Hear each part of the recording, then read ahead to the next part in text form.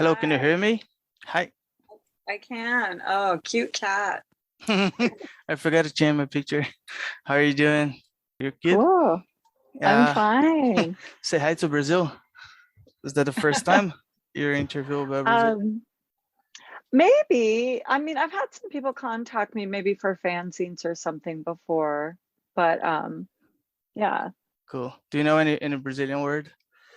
I know obrigada, and I know como vai? Ah, tudo bem. And that's Okay. about it. But I've been there. I've been to Rio. I went to Rio once. I think it was like 2005 or so. And my stepsister lived there with my stepbrother-in-law. And he's a professor of South American history and at Georgetown University. Brian McCann is his name. And so he sometimes would live in Rio to do like to write books and things like that. And he speaks fluent Portuguese and stuff like that. And my stepsister also learned. I thought she sounded pretty good, like to Hmm. me. Um, so I had a boyfriend in Uruguay at the time, who I was visiting in Montevideo, and so we flew up from there to go visit my stepsister and stepbrother-in-law and their kid in Rio for a week. And oh man, yeah, I loved it. It was so awesome and beautiful and amazing food. And we went to Big EB's and got juices like 3 times a day. And I don't know. And we just had the awesomest time. And it was great because to have people there who really live there and to be able to stay with them. And every night, my stepbrother-in-law would open the newspaper and just say like, okay, here's some cool events going on tonight. You should go to this, you should go to that. He couldn't always take us because they were busy sometimes, but he would tell us where to go and what to do. And it was just awesome to have that kind of tour guidance. But also my boyfriend, he said he knew some Portuguese from telenovelas that, you could tune in across the border in Uruguay. And so he actually did pretty well too, kind of getting us around. And meanwhile, it was right before the Rolling Stones played on Copacabana Beach. Oh, that's 2006, I guess. Six. Okay, yeah. So it was that time then, that year. And I know that all of a sudden the city was kind of flooded with porteños who were like coming up for the concert in advance. And I remember my boyfriend was really annoyed at all the Argentinians who were not who weren't even trying to speak Portuguese. And he's like, I try. So that was cool. It was really fun. And we were staying in Copacabana, so it was perfect, Did you really. go to the concert? No, we weren't there yet. We weren't still there. Like I think we had to leave not long before, but people were already coming into town. But no, I wasn't able to go. So Okay, cool. All right, yep. and how's the COVID situation in United States? Oh, well, it's never been good, especially given like all of our Trump years. But well, yeah, it's, just by listening to the news, it's spreading a lot. And then I, of course, now am hearing of a lot of people who have been getting it. Um, Luckily, if they get it, if they were boosted and they got it, they're okay. Like most people I know have been just having a cold. But for people who aren't boosted or who have, other immunocompromised situations, it hasn't been the same story. Um, my sister has a friend who wasn't boosted and she was really sick. Like, I mean, not hospital sick, but, pretty bad flu. So, yeah, I don't know. It's not good. It bums me out that it's, gotten so bad again. 2 years in almost, I'm just sick of it. It was super exciting that it was gonna come to an end Mm. and then it starts all over again. Right. How about in Brazil? I mean, I know that you guys had Bolsonaro and all sorts of bad Bolsonaro, things. you know about that already. Who doesn't know? Yeah. We elected guy that's mentally disabled. Yeah, Um, well, same here. So it seems to be spreading around the world. I mean, not just COVID, but like right wing, hyper capitalist leaders. and fascism. Yeah. Yeah, We have yeah, like and fascists. the New Year's Eve, and people just didn't give a fuck. There were huge crowds of people without masks. So now we're having like a Wow, new wave of COVID and people are getting sick again. So wow. yeah, I think they had too much. They were too excited to do something, and then when they did it the wrong way, and then we have COVID again. Yeah, I don't know. I know it's scary in a way, and it's like, well, it was also really hard to get the antigen tests, the kind of take home kits that you can just instantly find out, at least sort of, if you have it. It's really hard to get them here. They're all sold out everywhere. But I was in Tennessee right during the break, and so my dad and stepmother gave me some, and well, I kind of took them, but but in the middle of nowhere in Tennessee, it's easier to get your hands on some. And then I had some friends from Berlin who are visiting, and they brought tons of them. And before they flew home, they gave me like 10 of them. So that was really nice. Yeah, and it's like the difference of here in the US, it's like they cost at least $10, some more than that, 15, 20, 30, whatever. In Berlin, in Germany, they are available everywhere, no shortage, and they are $1 a piece or Oh less. Jesus! Yeah, so that's the difference in governments here. My boss came from a trip and through Europe, and he brought COVID for us. So now we are all working in home office. Oh Asshole, no. rich asshole. Oh, well, he should have brought you some tests at least. He doesn't even feel guilt about it. He's playing the victim. What? Yeah. Oh my gosh. Yeah, I have a relative who got it because her boss let someone at work continue working even though she knew she tested positive. And it was like, really? Yeah, that's called endangering everyone else at work. Yeah. Jesus. Yeah. All right, let's start the interview. Um, Okay. and before we actually get into your story, I want you to tell me a bit about your mother, Pat Chivoli, who was such a strong feminist who raised you and seems to have influenced you a lot. Oh, that's nice.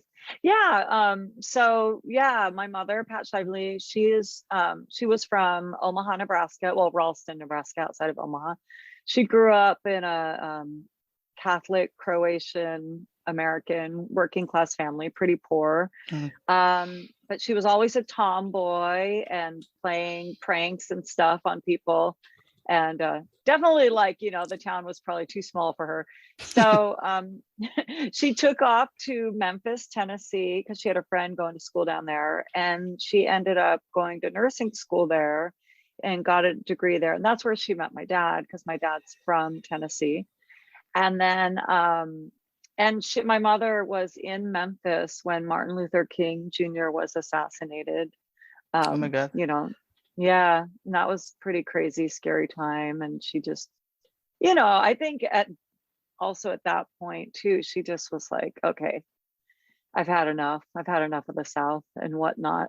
I'm not saying that things like racism only exist in the South of the US, but it's just some things, especially then, were much more blatant at the time. And anyways, but so at some point, and my father was a medic in Vietnam, and he wasn't in the country at the time. He was in Vietnam. But then he came back, and then they got married, and then at some point had me and my twin sister. I have an identical twin sister. And then I think my mom just kind of said, hey, I don't want to live here anymore. So they drove all the way to the north of Washington State, almost to the border of Canada, as far as you can go, Oh my God. and settled up. Yeah, I know, it's funny. It's like, get me out of here, almost out of the country. And so they started, he became a doctor, and she was a nurse, and she started like a women's birthing center at the hospital up there. Yeah, it was like in Mount Vernon, Washington. And then my parents divorced, and when me and my twin sister Cindy were about 7, and my father moved back to Tennessee, and my mother came out at that time as a lesbian and vegetarian and kind of hippie and activist and all this stuff. And then she went back and got a higher degree in nursing and ended up becoming a nurse practitioner and started the first women's health clinic down in Olympia, Washington. And also, I think it was only the second women's clinic in the state of Washington. And that was it was in like 1980 or 81. And it was a big deal at the time. I mean, I think it was really hard for her to even get a loan to start the business. Like at the time, because she wasn't married, they wouldn't give her a loan. So she had to go to several different banks. And finally, I guess someone did. It worked out for her. But she struggled a lot. She provided abortions at this clinic, as well as other care. But her aim was like feminist healthcare, by, for, about women.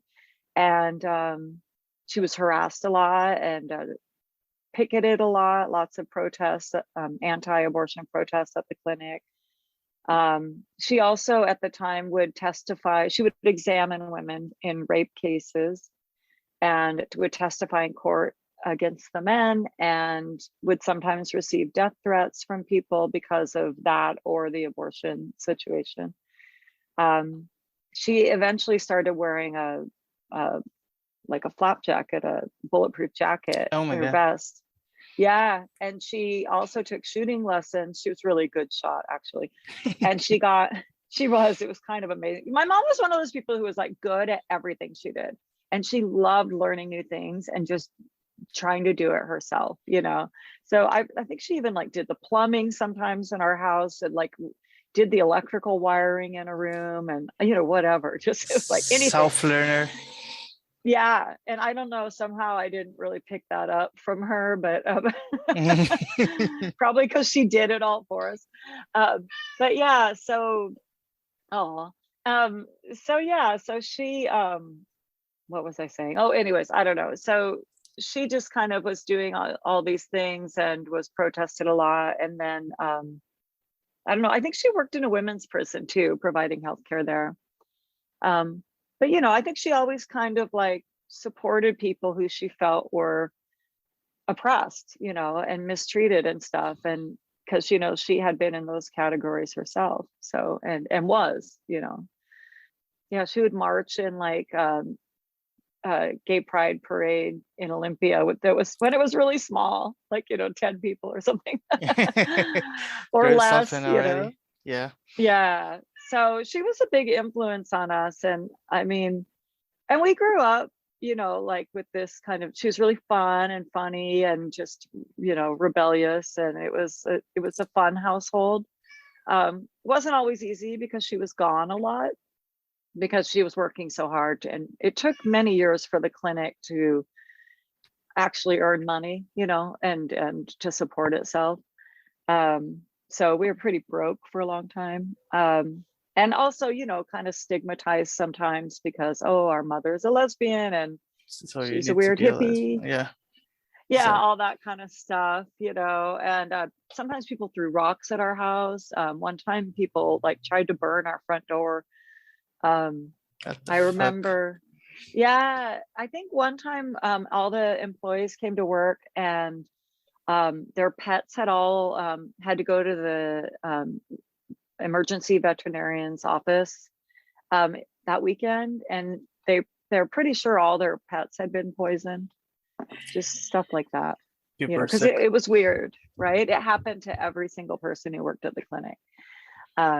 Yeah, so there's just a lot of crazy stuff like that. And eventually, and my mother did, she ended up dying of ovarian cancer in 2000.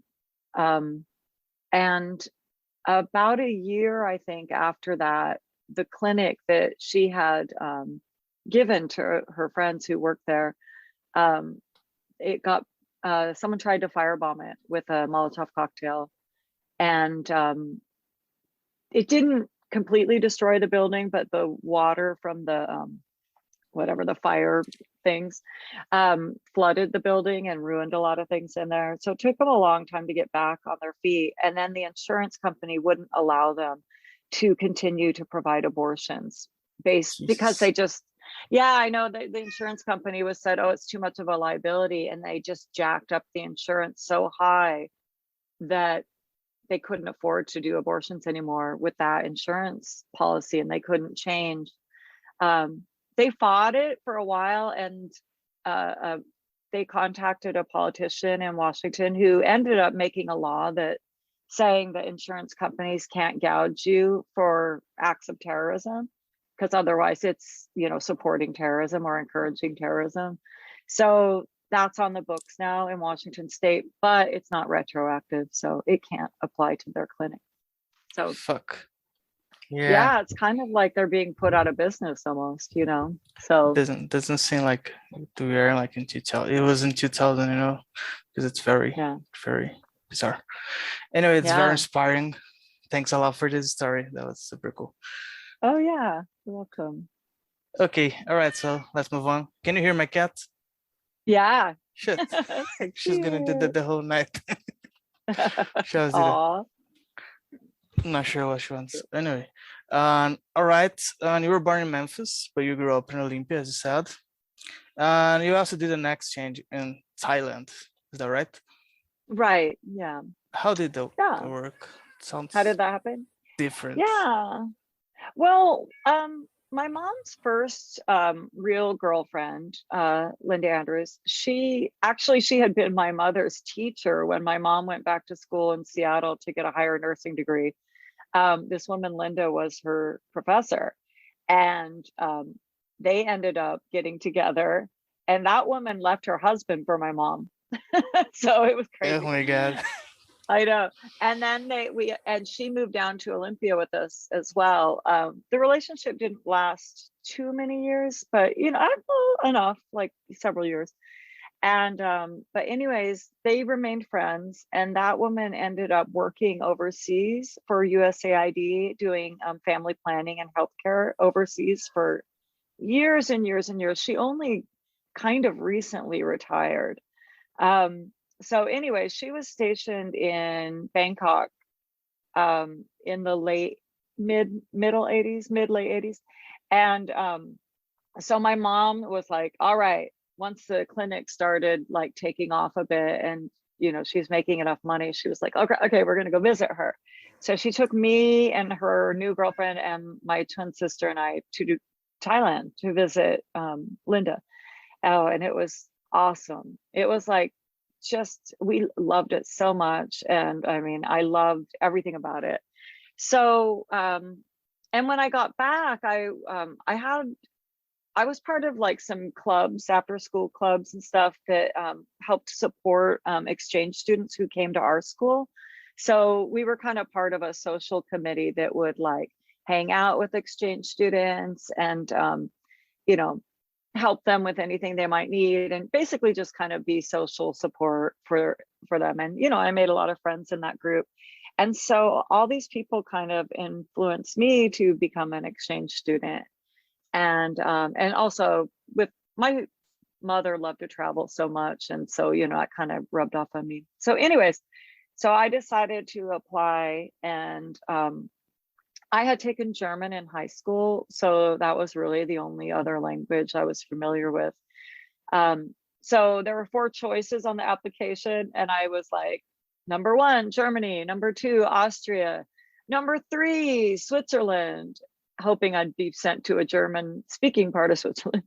And then for number 4, I was like, I almost put the Netherlands, because I thought, well, that's kind of a language that seems like it's between German and English. But then I just was like, you know, I really love Thailand. I want to put Thailand.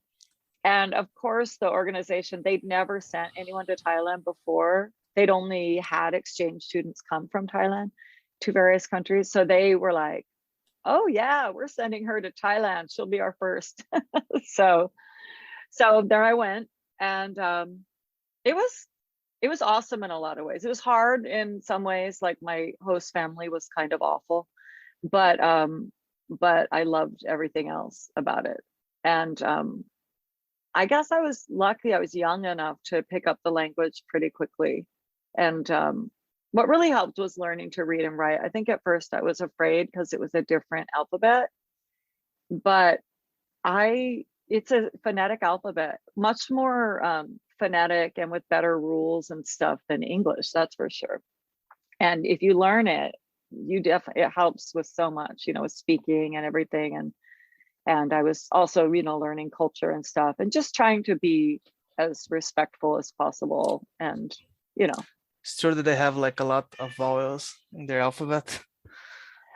There are a lot of vowels, but the thing is there's a lot of vowels in a lot of languages that, well, in English, we have so many different sounds, but we just don't represent them with letters, like, for example, the A in English can have like 6 different sounds at least. It's a mess. And and it's like, because I actually teach ESL, like English now, and I hate it when I get assigned a pronunciation class because I'm like, no, English is so hard. It's hard to teach pronunciation because it's so all over the place. But I love Thai because it's like, well, they are these specific letters that, represent all these different vowel sounds. There's not just one letter. I'm studying Turkish now, and it seems like it's way more, it looks like math, because you put in like suffix and make like a huge word that's a whole sentence, and that's very logical, and that's super cool for me. At least I'm a programmer, so it makes more sense to my mind. Oh, that's nice. Yeah, I felt that way about Thai. I felt like it made sense, and also I think as being a musician maybe and stuff like that, the tone situation wasn't difficult for me. I mean, I was good at mimicking and listening, and I just listened to the radio a lot and just tried to copy the way people spoke and stuff. And I mean, at this point I've forgotten so much. I mean, if I hear it and listen and try, I remember a lot. I'll be, oh yeah, that word. Oh yeah, that's how you say that, like that. But I'm not real great at just coming up with my own conversations anymore. But I felt like I was fairly fluent, maybe less than fluent, but pretty good. Fluent conversationally for a long time. But it's gotten hard now. But one thing that gets me in trouble is that I've been told that my accent is spot on. So it's funny. So I can say my, the small things I could say now, I can say it with the correct accent. And so then people think, oh, she's fluent. And then they just, keep talking. And I'm like, slow down. So you gotta have like a regular Thai friend speak every day. So your memory just starts to come back probably. I do. Since the pandemic, I haven't taught at the English language school, but when I was working there, we had Thai students, and the head front desk manager is also Thai. And so I did have a chance to practice more. But now what I've decided that I'm doing that helps is I've been watching Drag Race Thailand, which is awesome, by the way. So I watch that, and that helps me a lot. I'm like, oh, okay, like trying to listen and okay, what's the slang they use and trying to pick it up. The drags are teaching you Thailand again. Yeah, totally. So, all right, let's start. Let's go to Olympia. You first met Molly Neumann, the drummer from Bratmobile, in the universe of Oregon back in the early 90s. And later you two would start doing the first Riot Girl fanzines. Could you tell me a bit about the beginning of this whole story? Yeah, I went away to school in Eugene, Oregon, at University of Oregon, which was just one state away from me. But for Molly, she grew up in Washington, D.C. So it was a long way from home for her. And I think she came out there because there was sort of a Shakespearean program, not even at that school, but at a nearby university or something weird like that. Anyways, but that's why she came to Oregon. And I just remember we were in the same dorm on the same floor. Actually, she was my neighbor in the dorms. And I remember this is pre-cell phone for sure, and pre-internet really, and all that. And she was on the payphone. There was one payphone in each hallway. And she was on the payphone calling someone and screaming at the top of her voice. She was having a big fight, clearly. Like, you could tell it was a breakup with a boyfriend. So that's what was going on. And she had that kind of quick talking East Coast, she seemed tough, and I was like, whoa, who's that? And so I think we both have pretty dynamic personalities. Like, I was just kind of wacky and social, and she was, kind of tough but talkative. And we became fast friends. And we would often meet in the restrooms, like, because there was one restroom on each floor, but they were huge. Like, they had this huge different areas, and there was this big, like, kind of countertop that you could just sit on and talk forever. So, we had a secret knock on the wall because she was on the other side of the wall. That was how she was my neighbor of where my bed was. And so we would have a special knock that was like, meet me in the bathroom. And so we would just hang out in there with our notebooks and plot and plan. And she was very politicized. She was already doing a lot of volunteer work and stuff. And she kind of helped me to take something that was maybe more personal as political situation and think about things in a broader context. And I think the way I influenced her was I brought a lot of this DIY creative community of Olympia to her, like kind of a creative way of expressing yourself that's super kind of easy, or the idea that you don't have to be a professional and that Yes. everyone can do it or anyone can do it.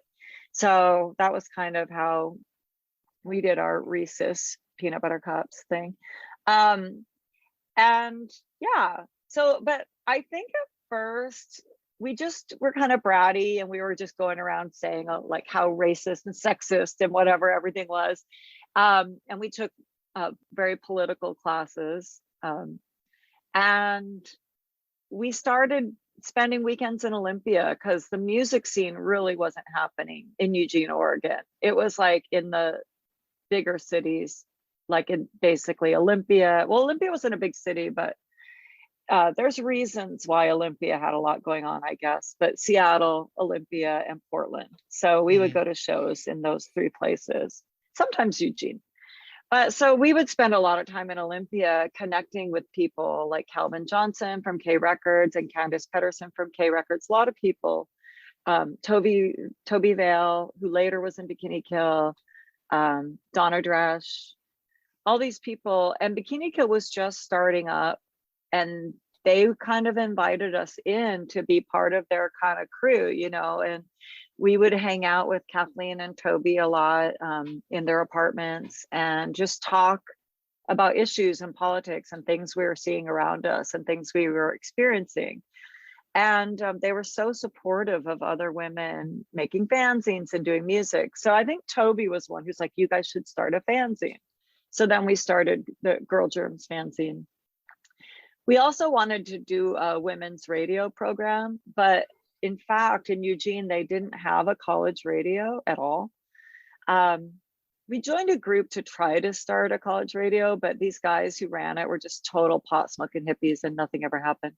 So anyways, so I still want to do a college radio show. Have not done it. But yeah, and then I think eventually we kind of said we were in a band, but we weren't really. And Calvin Johnson called us on our bluff, and he called us one day and was like, come up here and play this show. You're going to be opening for Bikini Kill and Some Velvet Sidewalk. It was going to be Valentine's Day, 1991. And we just were like, what? We're not a band.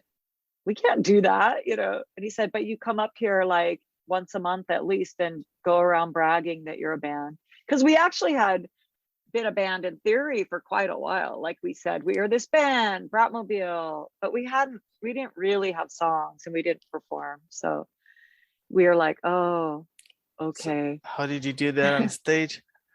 Yeah, well, I mean, we ended up contacting this guy who was in a local punk rock band in Eugene. His name's Robert Christie. He was in a band called Oswald 50, and he had also been in, I think he'd been in some versions of Some Velvet Sidewalk and Snake Pit. Anyways, so he loaned us the keys to his practice space and told us what days we could go in there. And he, you know, then I was like, well, how do we write songs? And he said, listen to the Ramones. And and I, because I was like such a brat, I was like, in my mind, I'm like, okay, I'm never gonna listen to the Ramones if that's what everyone who starts a band sounds like. So I was like, I want to sound different. Yeah. But not like we even had the skill to even sound remotely like the Ramones. We had no skills at that point. So it was funny to think that I even thought I could sound like that. But yeah, so I was like, I never owned a Ramones record, still don't. So better like Ramones at least. Yeah. But Molly had a guitar, and I think she'd maybe sort of been taking guitar lessons, and she might have had a few drum pieces too. And so she was interested in the instruments, and I was just interested in writing lyrics and singing. And I think it was hard, but at the same time, we just felt like, you know what, there's all this grunge music coming out of Seattle that just sounds really, it's like we like the music, but it's a lot of kind of like really kind of broed out macho sexism with long hair. Yes. And flannel. So we thought, well, we have something to say at least, you know, even if we can just say it sing-songy. But I don't think we could have done it without kind of the really supportive kind of K Records scene and DIY scene that was going on in Olympia, where people would just pick up anything and make noise, you know. And then anyways, Molly like bought a car out of the paper. She had like, it was like $500, and it was an old Galaxy 500, and we drove up to Olympia. Such a big car. It was huge. Yeah, it was like kind of a late 60s, so it was kind of a muscle car, red. It was cool. So we drove up there, and we got to the show, and as we're loading in, Corin Tucker, who was later in Sleater Kinney, she hadn't started a band yet, but she asked if she could interview us. She was going to Evergreen State College and asked if she could interview us for a film project at school. And interestingly, she's from Eugene, but moved to Olympia. And went to school in Olympia. And I was from Olympia, but went to school in Eugene. But I had met her before at a YMCA camp, like maybe a year before. Anyways, so we played. It was weird being on stage for the first time. We kind of were like, I kind of kept thinking like, are we a band? And are these really songs? Can these count as songs? What are we doing up here? What is this? You know? And that was running through my mind the whole time. But we had a lot of support, you know, Bikini Kill was up front cheering us on and stuff. And afterwards, a lot of people came up and were supportive. I remember Kurt Cobain showed up, but he showed up right as we were like playing our last song, I think, or right when we got off stage. He walked in, and I ran right up to him and handed him our fanzine. And he was like apologetic for not making our show. But anyways, I was so excited. How was this relation with him? Like, it was him like always in the concerts? I know he was heavily influenced by the Riot Grrrl movement. Yeah, he was around, and he really loved K Records. And I think Calvin told people that if they got the K stamp or logo tattooed on themselves, they could get into any show for free. I think, I'm not totally sure, but I thought I heard that Kurt did that he actually got the K stamp tattooed. He did. Right? Okay, yeah. So yes. He could get it. So he got into all the shows for free. But he was a big fan, and even though the music he played was pretty heavy, he was into tons of like girl bands and stuff. And yeah, and I think he was very influenced by like Bikini Kill and maybe us to a certain extent. I mean, I think he liked us at first. I think later on there was some incident where, I don't know, Courtney Love hated us or whatever, and kind of got him to hate us too. It's so lame. But I mean, it wasn't anything that me or Molly did, that's for sure. And it was really just kind of blown out, but whatever. but yeah, he was around. I saw him around at parties and things. And I mean, he was reclusive a bit, but I knew where he lived. Sometimes I'd be over at that house. Um, there was a show in his backyard once. He had pet turtles in a little kiddie pool. And Cool. yeah, he was cool. He was very nice and supportive and cool. Quiet, but yeah. Yeah, it seems quite. So.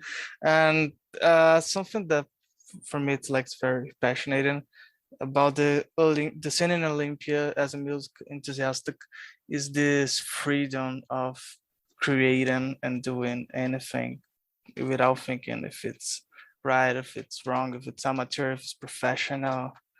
And also the whole cassette revolution that happened with the key records. Could you tell me a bit about how was being there and this energy that comes from the scene in Olympia?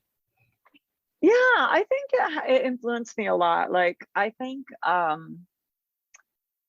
mean, I think probably when I was in high school, I probably used to laugh at it a little bit, but I went to a lot of shows.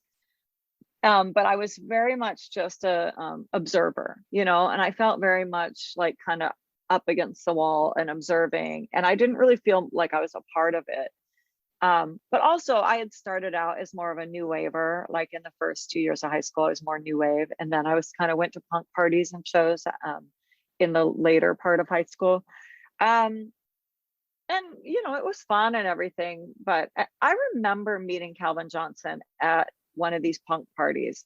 And he was older. And I remember we were asked him to go buy alcohol for us at the store. And he was like, no, but I'll walk up there and I'll buy candy. And so we were like, what is this weird guy who doesn't drink and he only eats candy? And yeah, but I just, it really struck me. And then I think as time went on, I met Toby.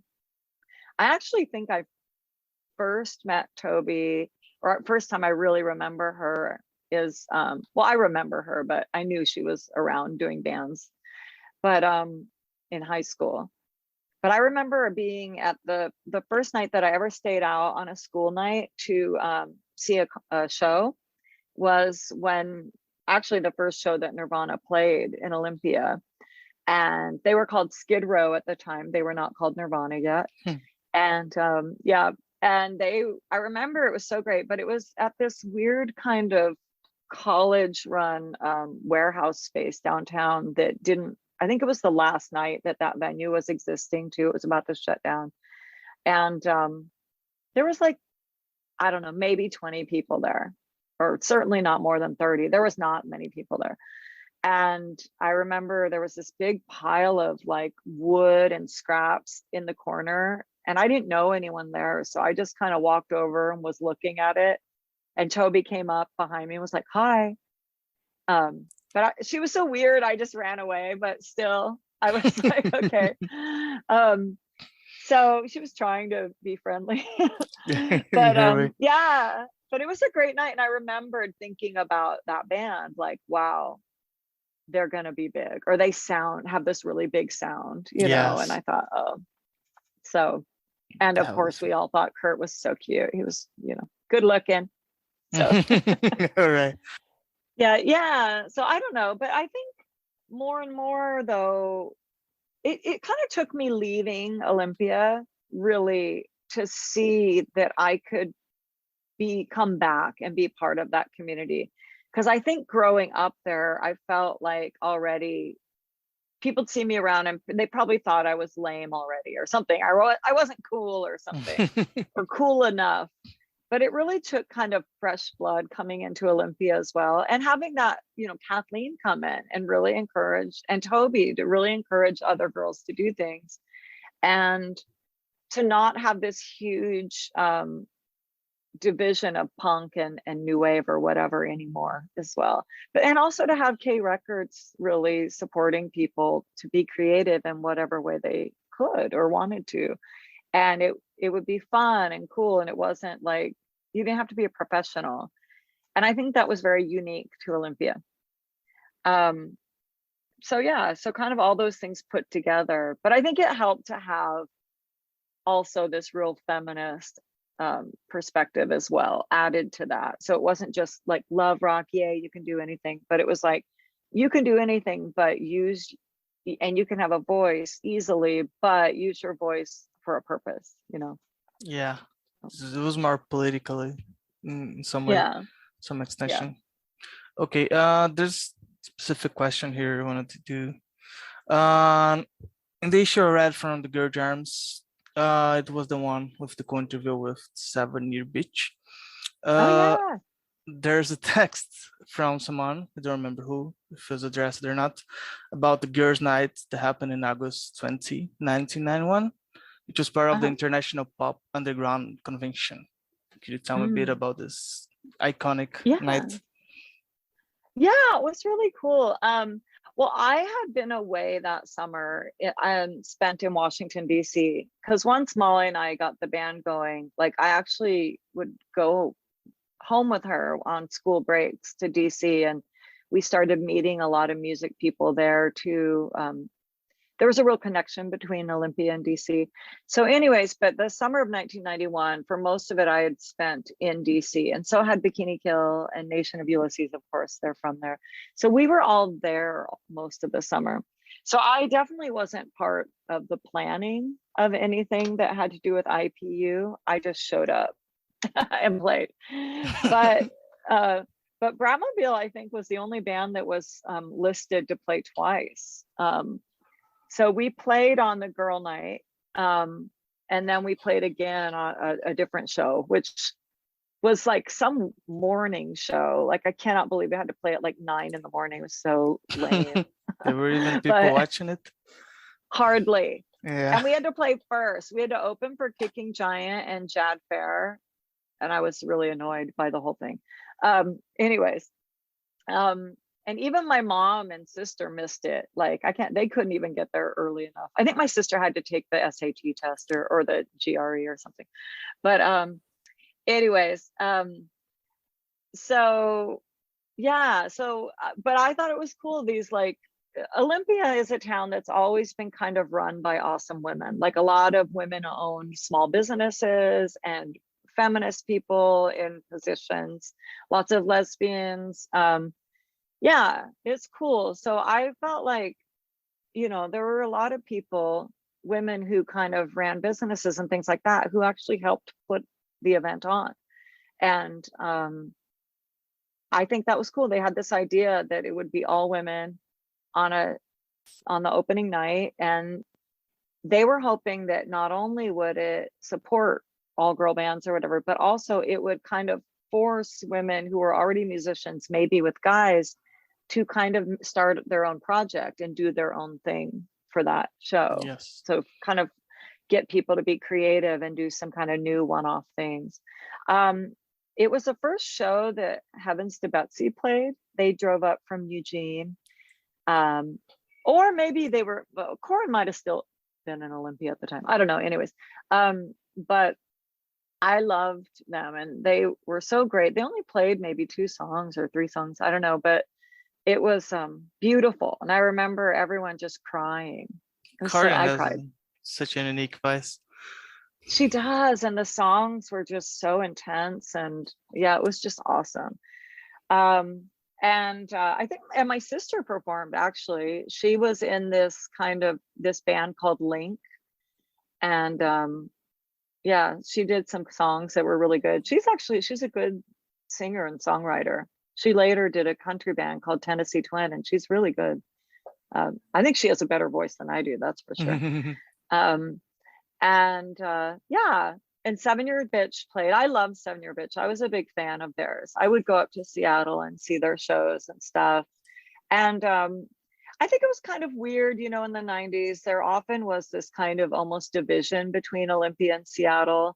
And I feel like a lot of it was kind of media created, but I think also it was this kind of idea of like tough people versus these kind of like love rock people, and also within kind of the women musicians, maybe it was like the tough girls versus the twee girls. I don't know, but or versus the Riot Girls. But but I also think a lot of journalists tended to try to put every girl who played music into the Riot Grrrl box. And I think it annoyed a lot of musicians. And so, you know, sometimes they would talk out against that. But anyway, so I wasn't so sure if 7-Year Bitch loved us, but we love them. I mean, they were never mean or rude or anything. They were awesome. Actually, they're really cool people. But, you know, I guess I worried that they felt boxed in by the Riot Grrrl label. But they were great. And I love that band. And gosh, they're a band I really would love to interview for my podcast. But I haven't really tried to make that happen yet, or I kind of did once and I don't know. Well, anyways, I got to try harder. What happened if you put your podcast now on anymore? Well, I did it for a year, like 2018 and or 2017, 2018. And it was on Tidal, the streaming service that, you know, is run by like Jay-Z or whatever. They canceled all the indie rock podcasts like all at once. And I think our direct editors tried to save our podcast, but they weren't able to.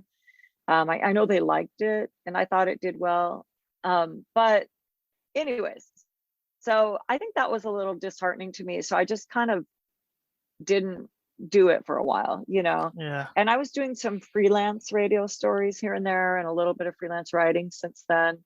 I did 2 special I'm in the Band is the name of the podcast. I did 2 special I'm in the Band podcast episodes for the Smithsonian that was about 2 women's DJ collectives in Washington, D.C. And that was awesome. I really enjoyed that. And that kind of inspired me to do the podcast again.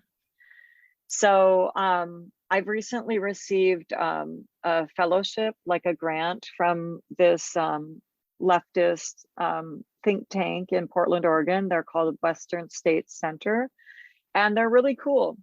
And the executive director is actually a political activist who Molly and I knew from way back in our Eugene, Oregon school days. We went to school with him and he was very inspirational to us actually in protest. So anyways, so he's involved in my life again. And so, you know, we're working together on this fellowship thing. And so anyway, so I'm reviving the podcast. I'm in the Band, but it's going to be on my own website for it. And it's my lead launch episode is going to be on Viv Albertine from the Slits. And I'm excited about that. I've been working on it lately. Cool. And the next episode will be Tessa Pollitt from the Slits, and then Mecca Normal, the band, and hopefully Downtown Boys, and a lot of other stuff that I got to ask some people. I think I've listened to the one with Danita Sparks and the one with Marissa Paternoster as well. Oh, yeah. One of my favorite bands ever. Oh, I interviewed them as well. They're awesome. Awesome. Oh, I love them. I just, to me, all of the people I interviewed were so inspiring, and it's really a lot. I feel like it's just so important to hear people's stories. It kind of inspires you to do it too, you know, even if I've already done it, you know, but it inspires me to go on, really. Yes. And I don't know. Yeah, I mean, they were like the band that made me look to the underground and start my project as well, like 5 years ago.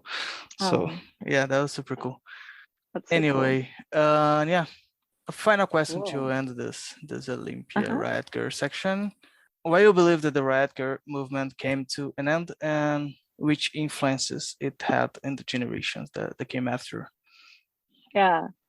Well, you know, it's hard to say even like sometimes what ended and what's the end. Sorry, I'm adjusting my curtains. The sun. I love and hate the sun.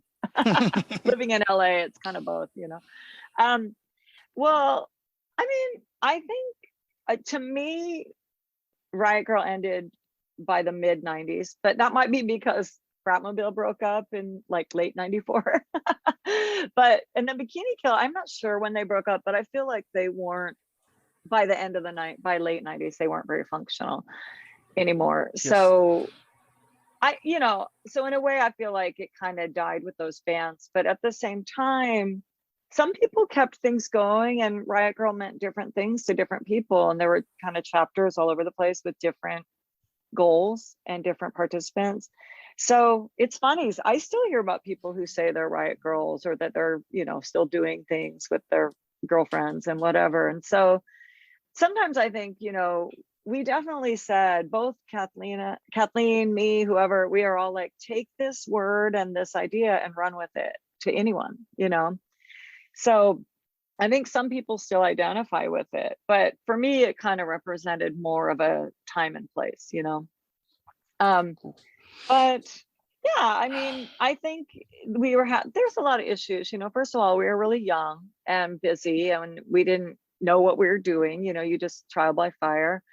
And I think, we all of us had a lot to learn. I mean, we were like reading a lot of feminist theory and things like this, but there's a lot of things that you don't know if you haven't had that life experience. So I Yes. think that, there are a lot of blind spots regarding, I mean, like, I don't know, all these things like race, class, it's to a certain extent, although I don't want to say that everyone in Riot Grrrl was white middle class or upper middle class girls, because that's not the case. But like, I don't want to ignore people who are important to Riot Grrrl who don't fit into that mold. But I do think that there were you just kind of like, the issues that you are into are the ones that affect you. You know what I mean? So if it's not very racially diverse, or maybe it was ableist, or, was all these different things, it's like, then you're not going to necessarily really get into those issues enough.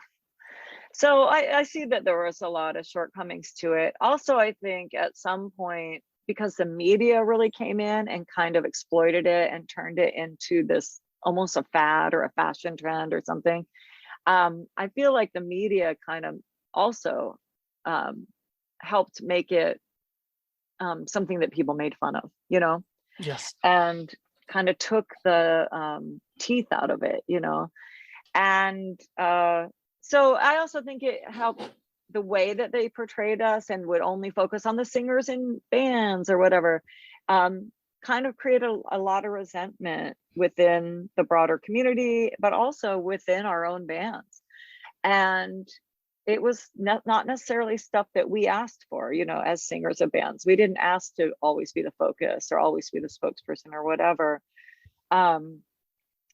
But anyways, so I think there was a lot of infighting after a while, and then people wanting to tear you down because they thought you were so hot or so big or whatever.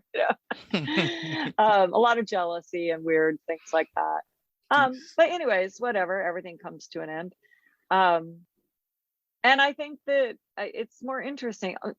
Also, I think nowadays a lot of feminists and stuff, it's it's more intersectional, and it's also less it's not as binary gendered. I mean, that's one thing about Riot Grrrl, very gendered, and the 90s and stuff like that. I mean, I think we felt like we had to be, you identify what you're up against kind of, but at the same time it doesn't have to be, so I think that, I don't know, I'm kind of excited, like nowadays, especially with the kind of free expression now that people can have based on like the internet and digital media and stuff like that. It's kind of exciting to have all these formerly suppressed voices, come to the top and be seen and heard, and that's kind of how I always wanted it to be. Cool. So, Yeah. All right. I have a question here. I promised to the person that was going to do that. It's a very passionate one. Let me get it. It's from a teacher from Brazil called Larissa, who runs a feminist fanzine and Instagram page. And she wrote an article where she listed like 50 bands that keep their regular ideas and identify themselves as Riot Girls. They were asked about what they have done in order to achieve, and most of the answers were related to the inclusion of LGBTQIAP+ community and Black people in the scene. Do you think that being a Riot Grrrl today can move things forward? Can they still change the world? Well, I mean, I don't know. I feel like changing the world is a matter of everyone participating. You know, I think what's important, and some of the important aspects of Riot Grrrl were that this idea that you should be an active participant in your own culture, in your own community, and in your own scene, you know, in your own punk or whatever. So I think that's important. And I think that's something from Riot Grrrl and from kind of the Olympia music scene that people should take and bring that into whatever they're doing, that idea at least of kind of DIY and being an active participant in culture. Because if you don't, mainstream culture is going to try to hand it to you, or they're going to steal even your culture and sell it back to you at a higher price, you know. So you got to kind of remain vigilant with that. I do believe, I don't believe that we were really like political activists so much as cultural activists. And, you know, hopefully there can be a bit of a soundtrack to various struggles. But I think it takes all sorts. Like, I think it takes everyone with whatever skills or interests they have to speak up and speak out and to try to create the world that they envision, or, you know, or change things that need changing and that they see as necessary and important. And yeah, I think that there's always hope for that, you know, and it doesn't have to be called Riot Grrrl. I don't believe that you have to have the same words or the same names. I mean, everyone should be coming up with new names and new terms and new ways of talking about things, of course, keep it updated and fresh. But yeah, I think that, but I do think that now we have so many more voices of Black, BIPOC, you know, and also LGBTQ and non-binary speakers and voices that are heard with really important things to say, and that people are listening and they're getting airtime, you know. And I think that even though like the systems and the structures have a long way to go to really change, but you know, it's always the culture that changes first, right, before the laws do. Yeah, So definitely. you know, the hearts and minds, whatever.